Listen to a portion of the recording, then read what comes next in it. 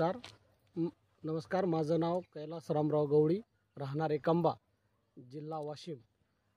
मी एकंबा शेतकरी आहे आणि माझ्या शेतामध्ये मी सोयाबीन, तूर, हरभरा असे पिकं घेतो आणि KVK कृषी विज्ञान केंद्र करडा यांच्या हवामानाच्या अंदाजानुसार मी सतत त्यांचा फायदा घेत असतो आणि त्या हवामानाच्या अंदाजानुसार मी शेती करत असतो. आणि त्यापासून होणारे फायदे म्हणजे उदाहरणार्थ फवारणी, मळणी आणि आपण जे किंवा शेतीची मशागत करतो हे हवामान अंदाजानुसारच करत असतो आणि याचा फायदा आपण इतर शेतकऱ्यांनीही घेतला पाहिजे. त्यापासून बरेचसे फायदे होतात. उदाहरणार्थ पावसापासून जे आपले फवारणीचे नुकसान व्हायचे असते ते टळते आणि मळणीचे सुद्धा तशाच प्रकारचे आपले नुकसान टळते आणि याचा सर्व वाशिम जिल्ह्यातील आणि इतर शेतकऱ्यांनी सुद्धा या हवामान अंदाजाचा फायदा घेऊन शेती करण्यास काही हरकत